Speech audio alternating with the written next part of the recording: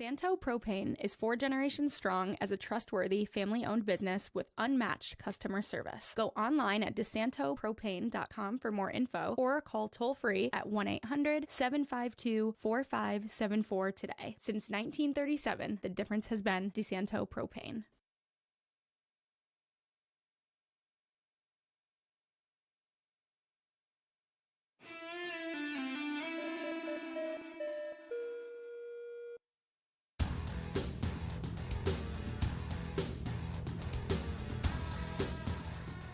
Good afternoon. Welcome to Against the Boards. At an earlier time, Chamberlain Bauder here with you, and just a quick preface for today. A little sick this last week, so we don't have any longer form interviews for you, so we're going to yap about both of these teams a little bit here today, give you some inside information heading into the weekend. But first, we'll start with the Amerks, who actually did play over the weekend last weekend. Of course, they had the All-Star break a couple weeks ago, and then interviews and different things for that were over the weekend. We will hopefully get a sit down with Devin Levi, Brett Murray, or Isak Rosen in the next couple of weeks just to kind of talk about that experience. But as for this week, we're just going to talk about the Amerks, who are 6-0 in their last 6 games, 10-4 in 2025, and 14-4 in their last 18 games.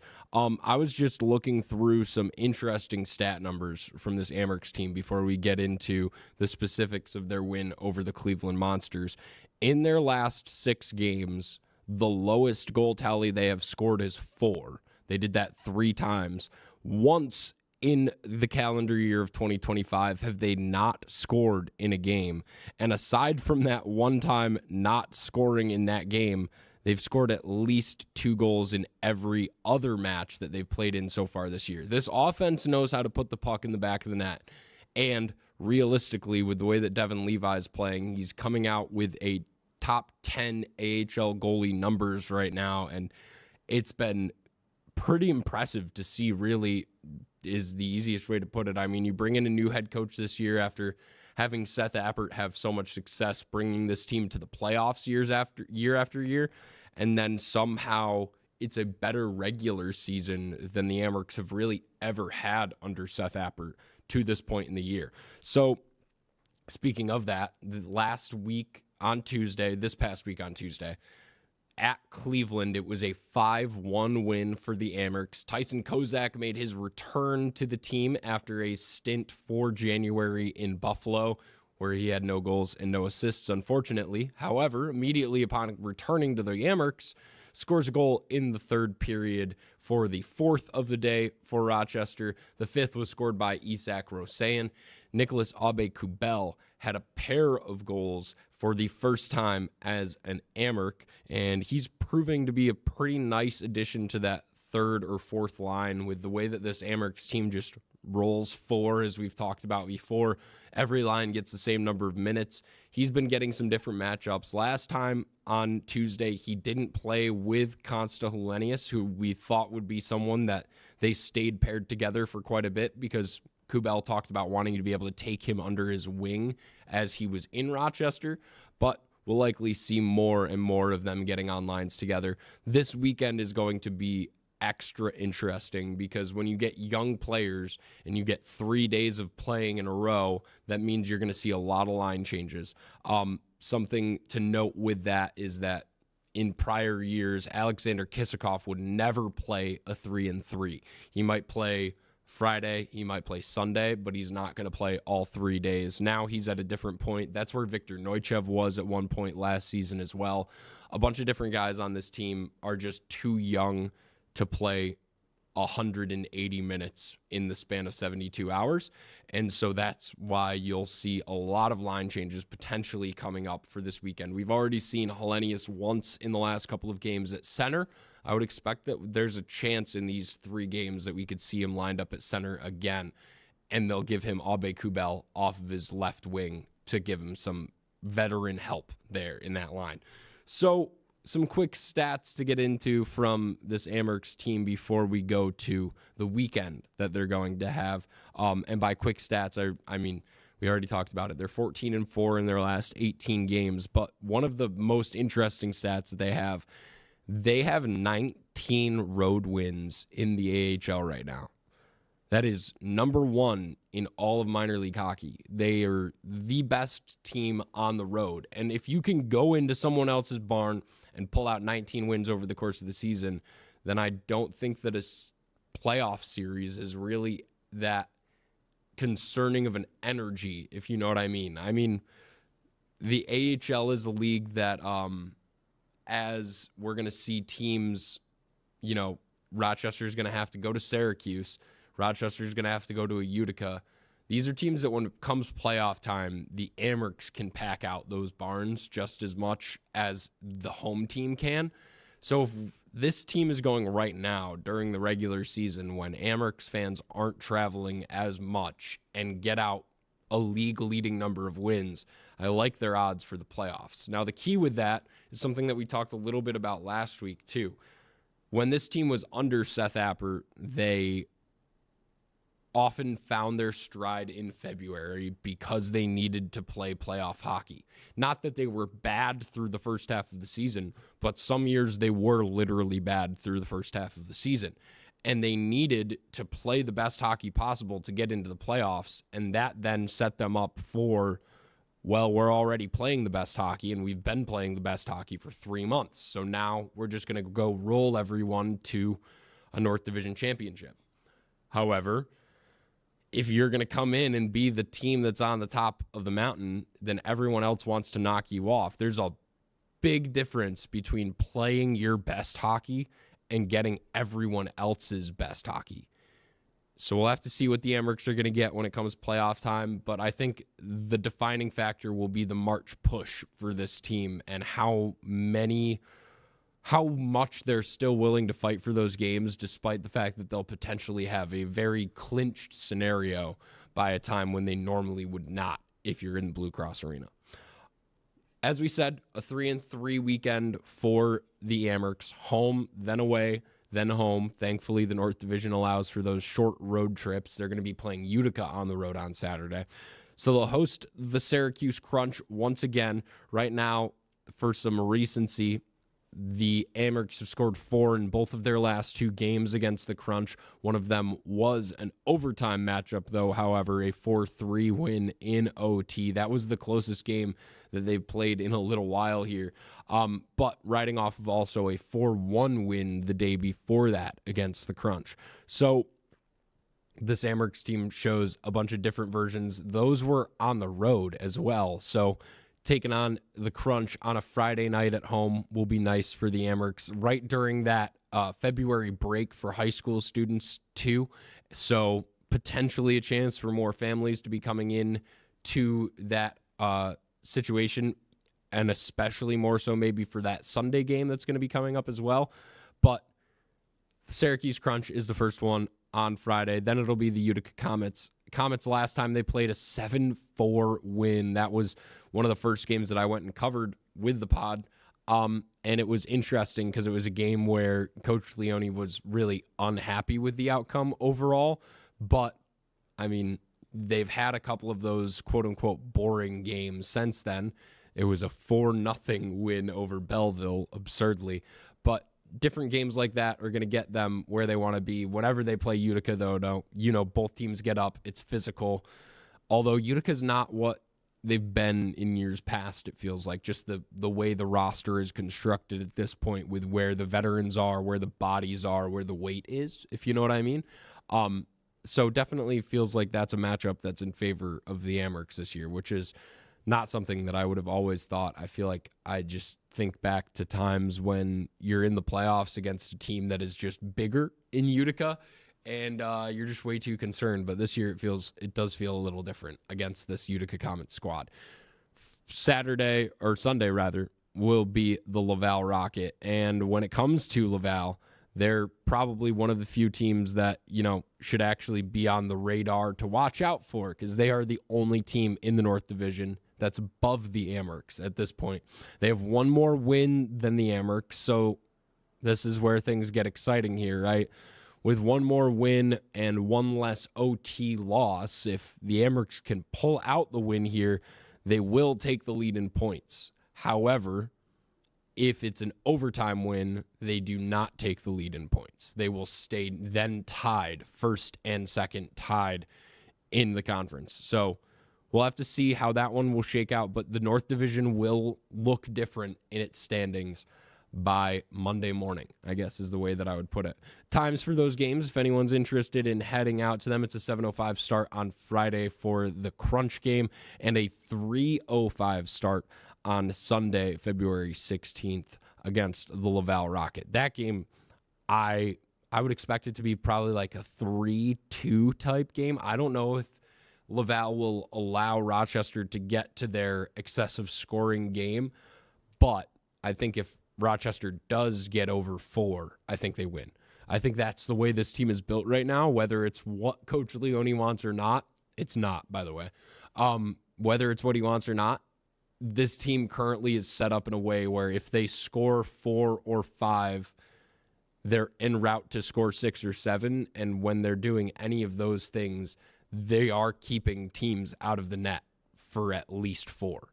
So if your threshold can be 3, you've got a young goalie, you've got a young defense, you've got a high-flying offense, your threshold can be 3 goals allowed.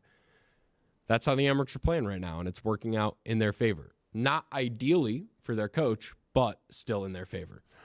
All right, that does it for us on our Amerks talk. And now, interestingly enough, I probably have a little bit more to tell you when it comes to the Rochester Knighthawks, despite the fact they did not play last weekend. They had their first bye of the season. Now, for reference, only 2 teams in the NLL have played 10 games. And one of them is the Rochester Knighthawks. And I'm saying this after the bye week. There are only 2 teams in the NLL that have played in 10 games. The Knighthawks just got some really short end of the stick. I have no idea what the heck was going on with the scheduling at all, that they would force them to play the first 10 weeks of the season while the Buffalo Bandits had 4 weeks off in that time. But I guess that's just how the cookie crumbles. I mean, there's the Colorado Mammoth are the only other team that has played double-digit games on the season so far, and they played last week. So I just it's baffling to me, honestly, that this is how it worked out. But the other note, as we said before, technically speaking, this team can't lose the bye weeks. Now, as we look through it, of course, they're going to play this week against the Saskatchewan Rush, who's currently second in the NLL, and we'll get into that momentarily. But we talked about this last week. Vancouver and San Diego are both above Rochester at the same number of wins and less losses.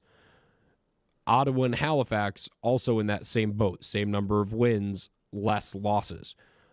That's 4 teams that would literally, if they all technically match the record of Rochester, the head-to-head against Halifax is a tie. It's both 1-goal games. They haven't played Ottawa. They haven't played Vancouver. They haven't played San Diego.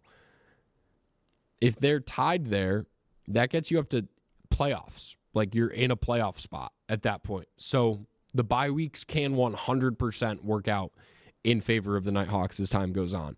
A couple of other weird, intricate stat things I want to talk about real quick.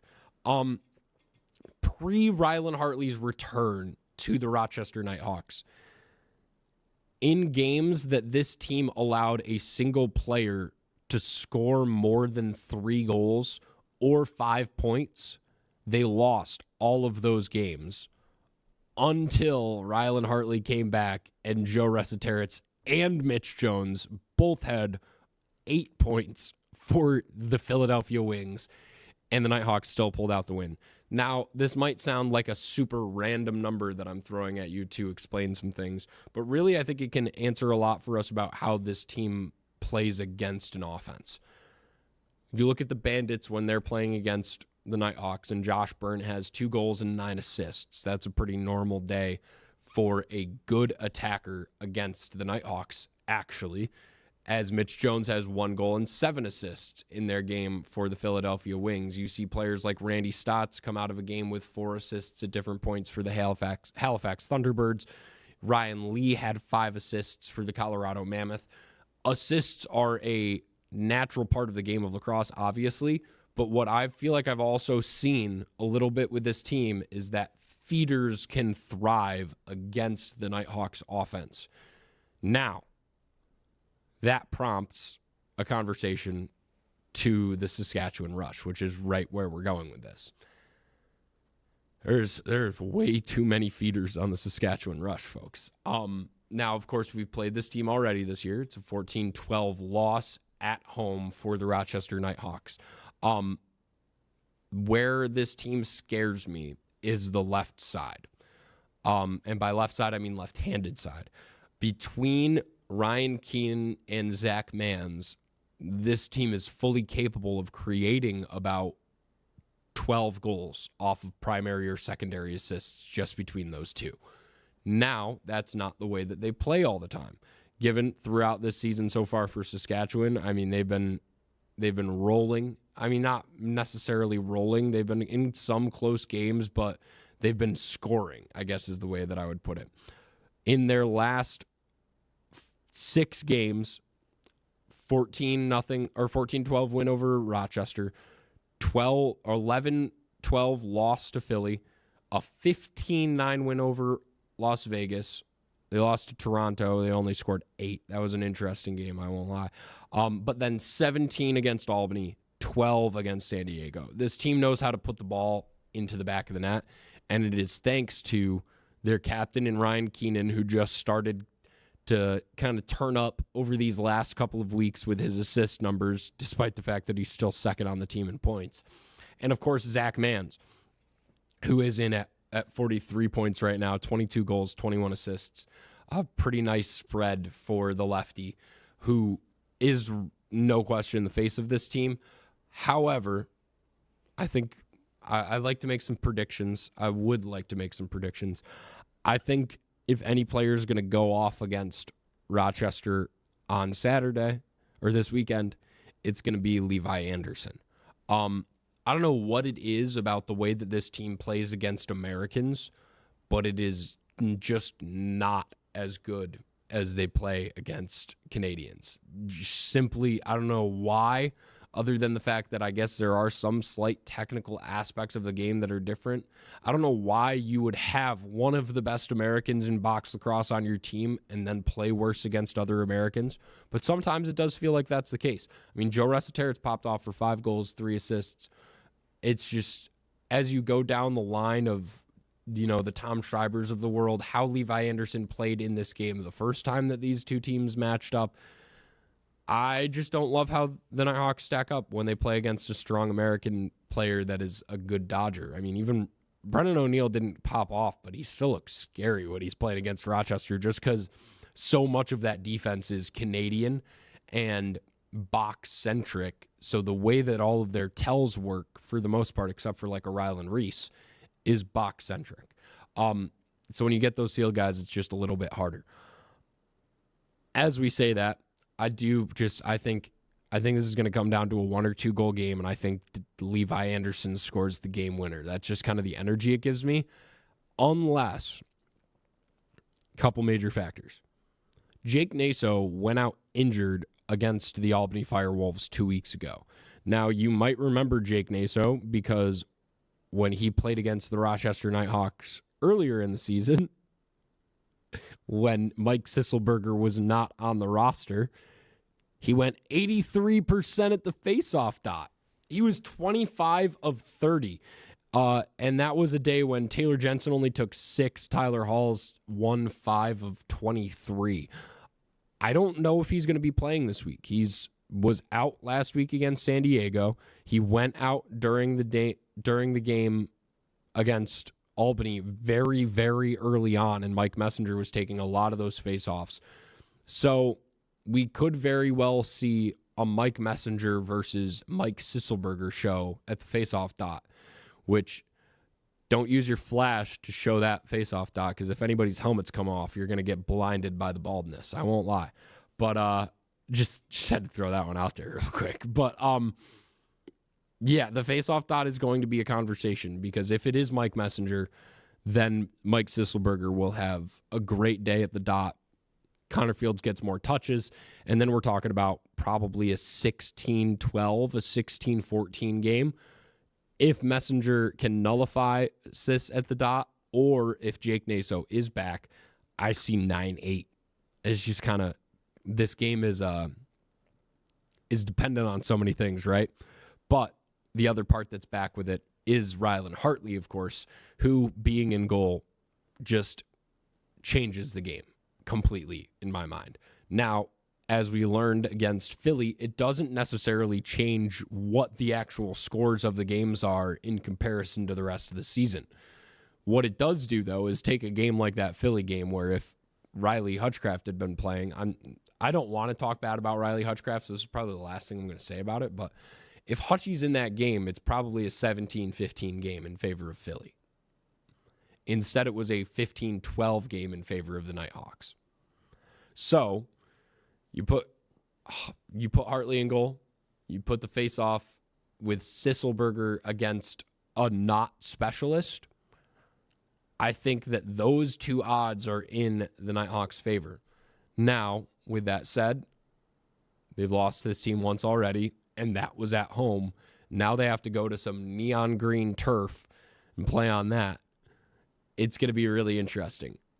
Your warning for viewers of this game: Saskatchewan's turf is fluorescent green, like neon of neons. One, you're not going to be able to tell all the time who for Saskatchewan has the ball. And two, maybe wear sunglasses while you're watching. It might be a good idea, honestly. And the last thing we have to talk about is Thomas Kozak, real quick. The goalie for Saskatchewan is literally a child. He's 20 years old. He can still play junior lacrosse. Like this summer, he's not going to play in major series lacrosse. He will be playing in juniors still. I mean, he's played 2 games now, and he's honestly done an emphatic job. He's averaging about, I want to say, 37.5 saves per game right now through 2. He had 36 and 39. He's faced almost 100 shots now. I think this is where things get interesting. Currently, the tell on a young rookie goalie is go 5-hole because it's just the hardest spot to get to. Not with Thomas Kozak. Thomas Kozak can pull out a little bit of Rylan Hartley and hit some splits. And boy, oh boy, do I feel like I watched him just shut down his 5-hole in that game against Albany first. That was where he had his first chance to play. And you've got all of these, you've got Dyson Williams, Alex Simmons, Ty Kurtz, all trying to go low on him. And he came up time and time again. So I think it'll be interesting to see where Connor decides to go, if Connor's going to go low or if he likes that high near side corner again, as he normally does. I also think Ryan Smith working inside will be a key element for this game, just from that righty side, getting onto the crease and creating those chances from right on the crease for a guy who likes to go over his goalies more often than not. If he can fake Kozak low, get him to drop down a little bit, I mean, he's going to sail him over his back time after time after time. So we'll see. I think here's what we'll go with. 16-13 Knighthawks. That's my prediction. And then my other side prediction is that if somehow it is Saskatchewan, Levi Anderson just is giving me nightmares right now for absolutely no reason from this team. I think that's going to do it for us when it comes to talking about the Knighthawks here. Like we said, they're playing their next game on tomorrow. As I said that it was Saturday, I meant the weekend. Nice Valentine's Day matchup against, or no, rather, things just got more interesting as I looked down this roster. It is a Saturday game for Rochester, and they get to play Saskatchewan off of a back-to-back. I was almost very confused for a second as I was looking at that. That's another point. I mean, boy, do I feel unprepared as I'm saying this to you right now, looking at that. But playing a team the day before they're going to play against Rochester is definitely not actually something that is in the Knighthawks' favor. In the world of lacrosse, yes, there's a chance that there's an injury, and that, while we never want to wish that upon someone, is not always in your favor. However, the sport of lacrosse is a game of runs. It's a game of being warm. And all that tells us is that Saskatchewan's going to be really warm. Now, if, like we said, if it's some brute physical matchup against Calgary, which it could very well prove to be, it's Calgary. They're two Canadian teams. Whenever two Canadian teams go at it, they usually box. You know what I mean? But I don't know. It's a double-edged sword. It is either going to be a situation where you get such a gassed Saskatchewan team that there's just nothing left in the tank, and a player like Robert Church is kind of all that the team can rely on because they went, lefty heavy the night before, or they're going to be perfectly in a rhythm. In the first quarter, they're going to put up about 6 goals, and you'll know very, very quickly where the game is headed. All right, now that will do it for us on the Knighthawks. Of course, they play on the 15th of February. As we said about the Amerks, a nice 3-3 this weekend. Home against Syracuse on Friday, away against Utica on Saturday, and then home against the top of the North Division, Laval Rocket, on Sunday. That Sunday one is the 3:05 start for anyone trying to figure out what to do with the beginning of that winter break. All right, that's going to do it for us from Against the Boards. I've been Chamberlain Bauder. Thanks for tuning in.